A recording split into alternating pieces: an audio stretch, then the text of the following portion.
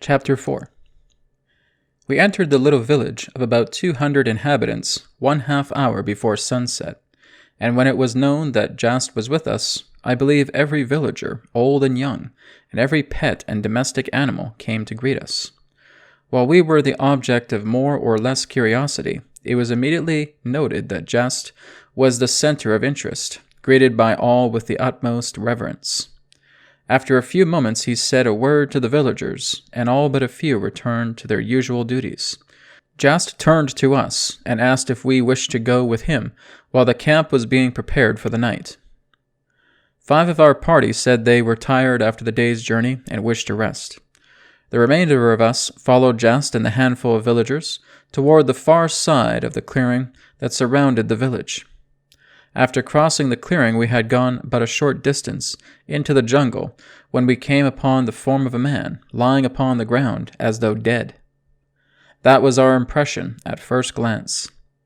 A second glance, however, showed that the repose suggested calm sleep rather than death. We stood staring as though transfixed, for we saw that the figure lying on the ground was Jast. Suddenly, as Jast walked toward it, the figure became animated and rose to a standing position. As the figure and Jast stood face to face for an instant, there was no mistaking the identity. It was Jast. All saw that it was he. The Jast we had known had disappeared, and there was but one figure standing before us. Of course, all this was accomplished in much less time than it takes to tell, and the wonder was that not one of us questioned. The 5 who had been left behind at camp came running without a signal from any of us. We afterwards asked them why they came. The answers were, "We don't know. The first we knew, we were all on our feet and running to you. We simply do not know why we did it. None of us recall any signal. We found ourselves running in your direction before any of us realized what we were doing." One of our number remarked, "My eyes are opened so wide that I see far beyond the veil of death, and the wonders that stand revealed are beyond conception." Another said, "I see the whole world overcoming death." How vividly the words come back. The last enemy, death, shall be overcome. Is not this the fulfillment of these words? What pygmies are mere intellects in comparison with this gigantic but simple understanding, and yet we have dared to look upon ourselves as giants of intellect. Why, we are mere babes. I just begin to see the meaning of, "Ye must be born again." How true the words. I leave the reader to imagine our surprise or bewilderment. Here was a man with whom we had been in daily contact, and by whom we had been served daily, that was able to lay his body down for the protection of others and go on, and serve so efficiently. Could it do otherwise than recall, "He that is greatest among you shall be your servant, or shall serve"? I think there was not one among us, but from the moment lost all fear of death. These people are accustomed to laying a body down before a village in the jungle of a country infested with marauding men and animals, and that village is as safe from the ravages of men and animals as though it were in a civilized country. It was very evident that Jast's body had been lying where we found it for a considerable time. The hair had grown long and bushy, and in it were the nests of a little bird peculiar to the country. These birds had built their nests, reared their young, and the young had flown away, thus giving unmistakable evidence of the time the body had been in that position and inactive. These birds are very timid and will abandon their nests at the slightest disturbance. This shows the great love and trust of the little birds. Chapter 5. We were up at sunrise the next morning, and that day returned to the village where we had left our outfit. We arrived at the village just before dark and pitched our camp under a great banyan tree. The next morning, Emil greeted us, and we all began asking questions. He said, I do not wonder at your questions, and I will gladly answer all that I can at this time, leaving others until you have gone further into our work. In talking to you as I am, you fully realize that I am using your language to convey to you the one great underlying principle of our belief. When all know the truth, and it is rightly interpreted, truly, is it not one and all from the same source? Are we not all one with the universal mind substance, God? Are we not all one great family? Is not every child, everyone born, no matter the caste or creed, a member of this great family? You ask if we believe death is avoidable. Let me answer in the words of the Siddha. The human body is built up from the individual cell, like the bodies of plants and animals, whom we love to call younger and less evolved brothers. The individual cell is a minute microscopic unit of the body. By a process of growth and division, repeated many times, this minute nucleus of a cell unit results as last in a complete human being, built up of almost countless millions of cells. These body cells specialize for certain different functions, but they retain, in the main, the characteristics of the individual cell, whence they arose. This individual cell may be looked upon as the torchbearer of animate life. It passes on from generation to generation the latent fires of God, the vitality of all living beings, with an unbroken ancestry reaching back to the time when life first appeared on this planet. This individual cell has the property of unlimited youth. But what about the group cells called the body? The group cells arose from the individual cell repeated many times, retaining its individual characteristics, one of which is the latent fire of life, or eternal youth. The group cells, or body, function as guardian of the individual cell only during the short span of life, as you know it now. The most ancient of our teachings by inspirational means perceive the truth of the fundamental unity of life, reactions in plant and animal. We can well imagine these teachers beneath the spreading banyan addressing their pupils as follows. Look at this giant tree. The vital process going on in our brother, this tree, and in ourselves is fundamentally the same.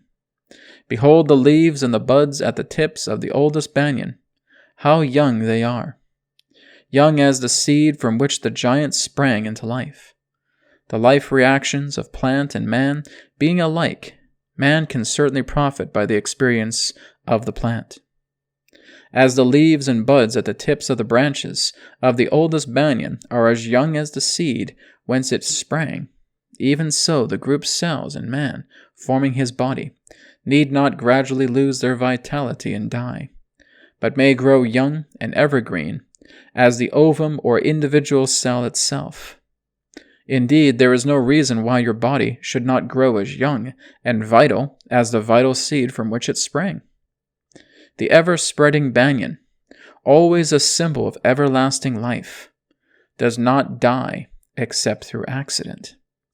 No natural law of decay, no old age process seems to exist within the banyan tree to affect injuriously the vital energy of its cells. The same is true of the human form divine. There is no natural law of death or decay for man, except through accident. No inevitable old age process exists within his body or group cells. Nothing that can gradually paralyze the individual. Death is, then, an avoidable accident. Disease is, above all, dis-ease, absence of ease or santi, sweet, joyous peace of the spirit reflected through the mind in the body. Senile decay, which is the common experience of man, is but an expression that covers his ignorance of cause, certain disease conditions of mind and body. Even accidents are preventable by appropriate mental attitude, says the Sita. The tone of the body may be so preserved that it may naturally resist with ease infectious and other disease, like plague, and influenza. The Siddha may swallow germs and never develop disease at all. Remember that youth is God's seed of love, planted in the human form divine. Indeed, youth is the divinity within man. Youth is the life spiritual, the life beautiful. It is only life that lives and loves, the one life eternal. Age is unspiritual, mortal, ugly, unreal. Fear thoughts, pain thoughts, and grief thoughts create the ugliness called old age. Joyous thoughts, love thoughts, and ideal thoughts create the beauty called youth. Age is but a shell within which lies the gem of reality, the jewel of youth. Practice acquiring the consciousness of childhood. Visualize the divine child within. Before falling asleep, suggest to your consciousness, I now realize that there is within me a spiritual joy body, ever young, ever beautiful. I have a beautiful spiritual mind, eyes, nose, mouth, skin, the body of the divine infant, which now tonight is perfect. Repeat this affirmation and meditate upon it quietly while falling asleep. Upon rising in the morning, suggest to yourself aloud, well, dear, addressing yourself by name, there is a divine alchemist within. By the spiritual power of these affirmations, during the night, a transmutation takes place, and the unfolding from within, the spirit, has saturated this spiritual body and spiritual temple. The inner alchemist has caused dead and worn-out cells to fall, and the gold of new skin to appear with perpetual health and loveliness. Truly divine love in demonstration is eternal youth. The divine alchemist is within my temple, constantly coining new and beautiful baby cells. The spirit of youth is within my temple, this human form divine, and all is well. Om Shanti, Shanti, Shanti, peace, peace, peace. Learn to smile in the sweetest way of a child. A smile from the soul is spiritual relaxation. A real smile is a thing of true beauty, the artistic work of the inner ruler immortal. It is well to affirm, I think a kind thought for all the world. May all the world be happy and blessed. Affirm before taking up the work for the day. Within me there is a perfect form, the form divine.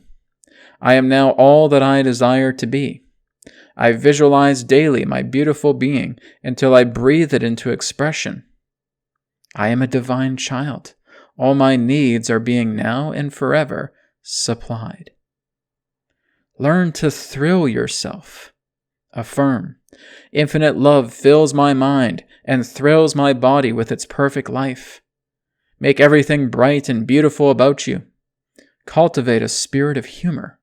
Enjoy the sunshine. You understand that I am quoting from the teaching of Siddha.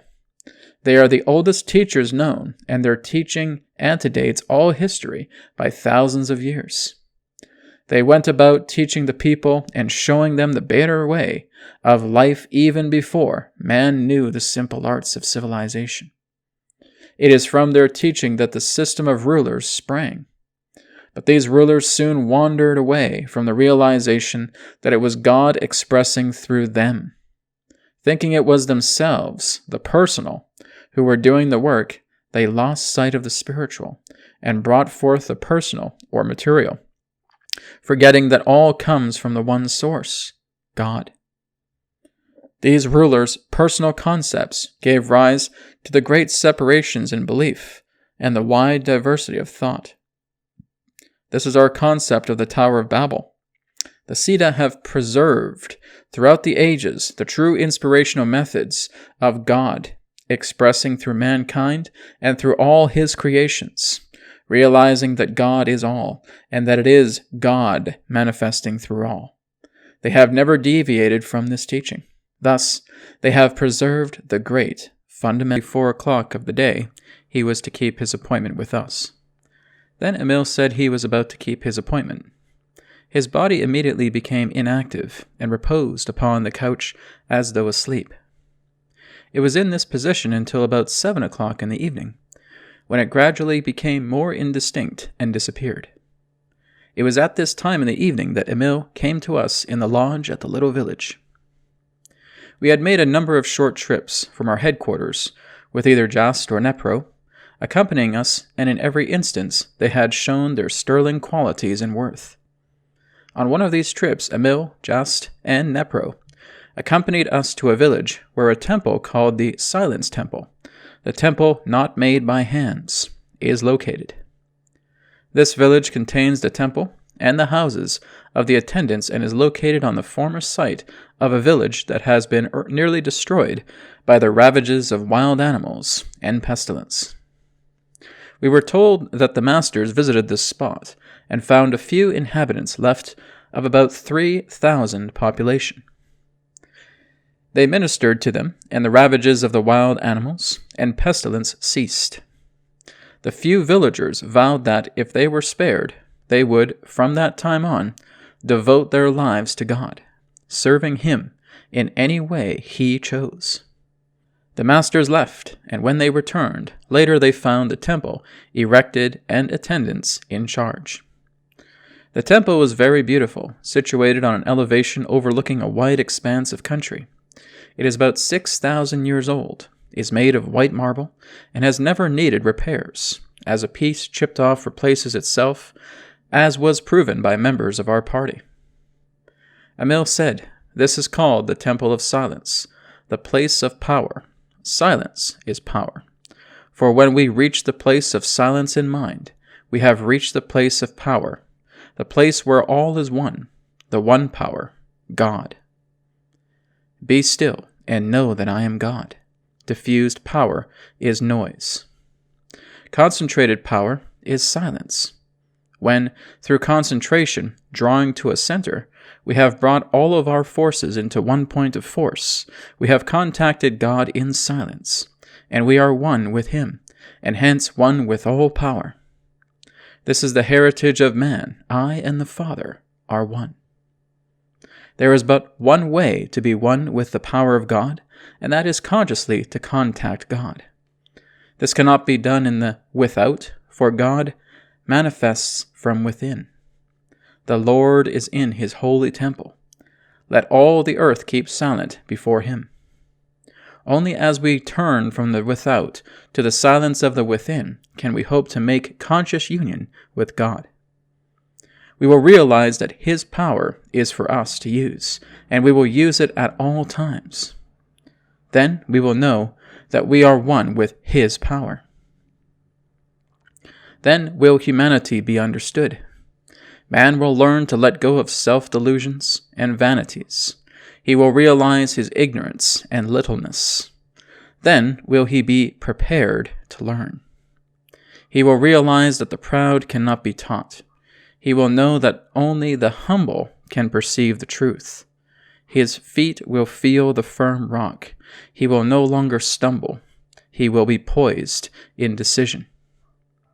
To realize that God is the only power, substance, and intelligence may be confusing at first, but when man does realize the true nature of God and brings Him forth into active expression, he will use this power at all times.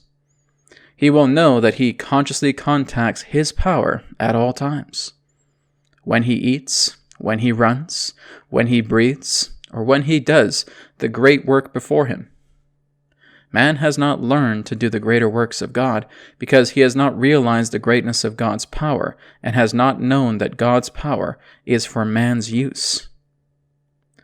God does not hear us through our loud and vain repetitions, nor our much speaking. We must seek God through the Christ within, the invisible connection which we have within ourselves. When the Father within is worshipped in spirit and truth, He hears the calls of that soul which sincerely opens to Him. The one who makes the connection with the Father in secret will feel the power flowing through him as the fulfillment of every desire. For he that sees the Father in the secret place of his own soul, and there abides, him the Father will reward openly. How often Jesus disclosed his individual contact with the Father. See how he constantly held himself in conscious communication with God within. See how he talked with him as though he were personally present. See how powerful this secret inner relation made him. He recognized that God does not speak in the fire, the earthquake, or the great wind, but in the still, small voice, the still, small voice deep in our own souls. When man learns this, he will become poised. He will learn to think things through. Old ideas will drop away. New ideas will be adjusted.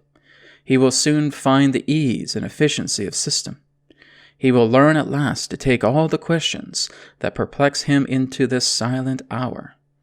There he may not solve them, but he will become familiar with them. Then he will not need to go hurrying and battling through the day and feel that his purpose has been defeated. If man would come to know the greater stranger, himself, let him enter his own closet and shut the door.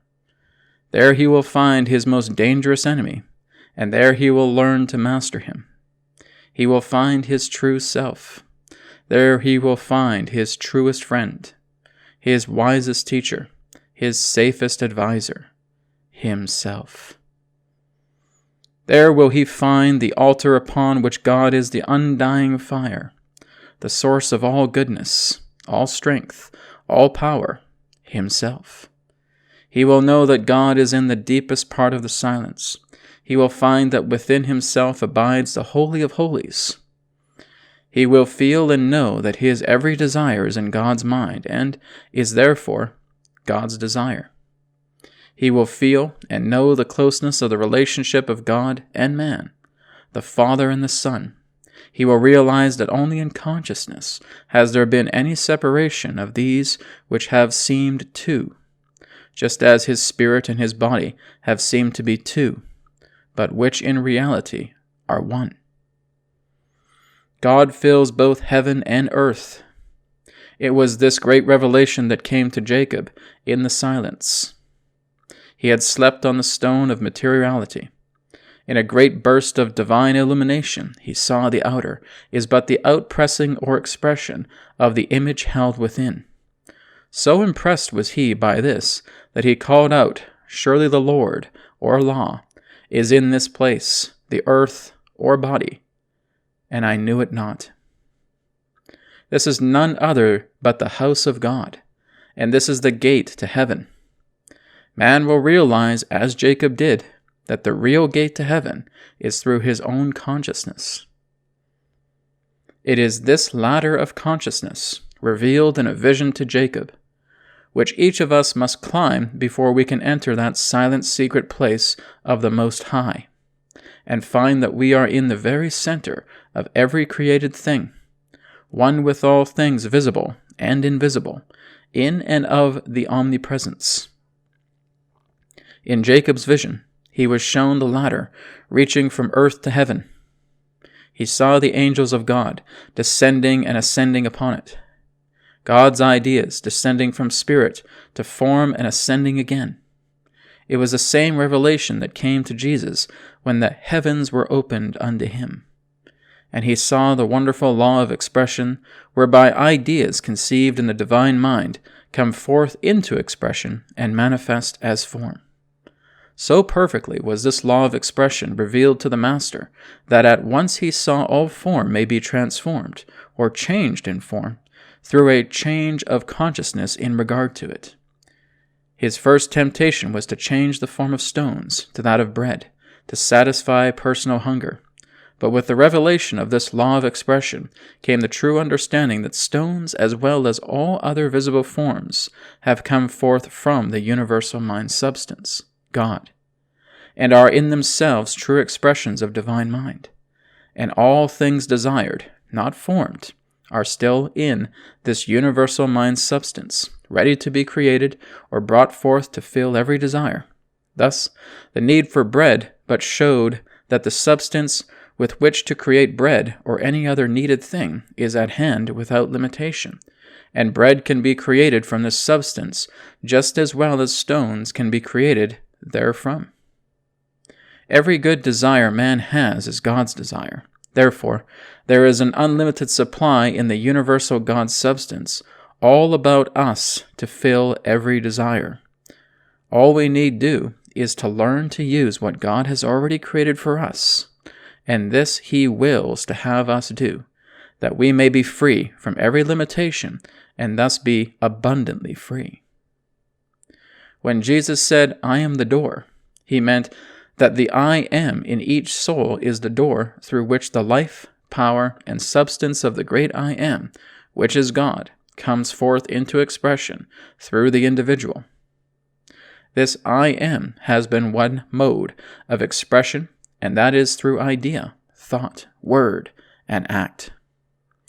This I am, God being, which is power, substance, intelligence, is given form by consciousness. And for this reason, the Master said, "According to your faith, be it unto you," and "all things are possible to them that believe."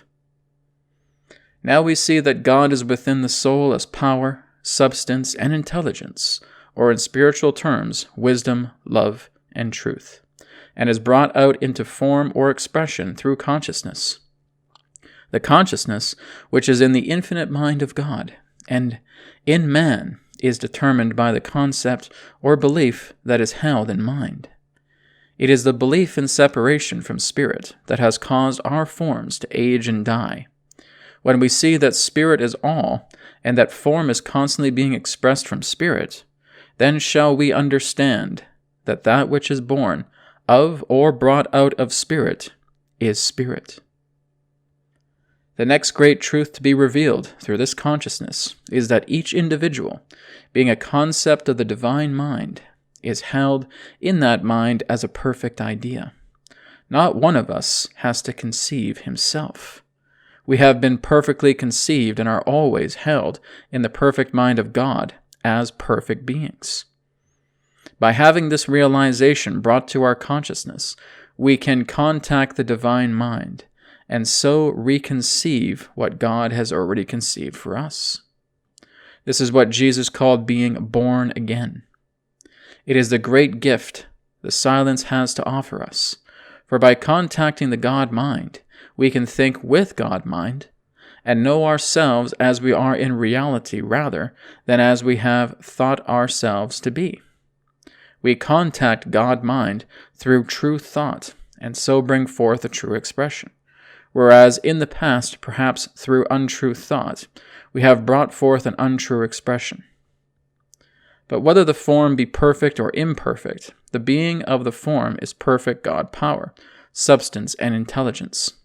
It is not the being of the form that we wish to change, but the form that being has assumed. This is to be done through the renewing of the mind, or through the change from the imperfect to the perfect concept, from the thought of man to the thought of God. How important then to find God, to contact Him, to be one with Him, and to bring Him forth into expression.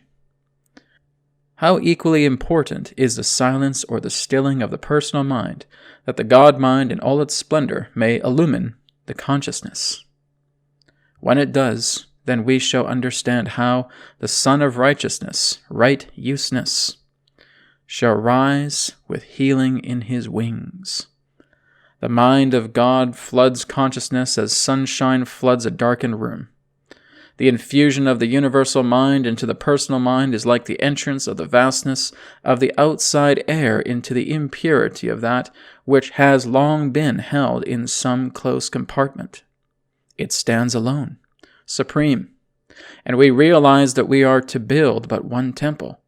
The temple of the living God is the blending of the greater with the lesser, through which the lesser becomes one with the greater. The impurity was caused by the separation of the lesser from the greater.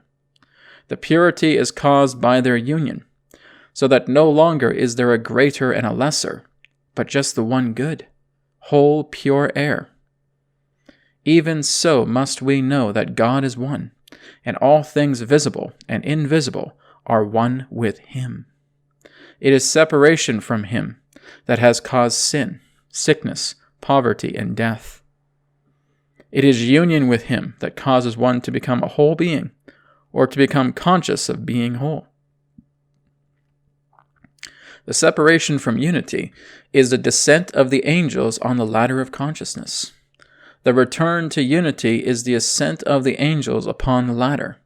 The descent is good, for unity then becomes expressed in diversity, but in diversity there need be no concept of separation.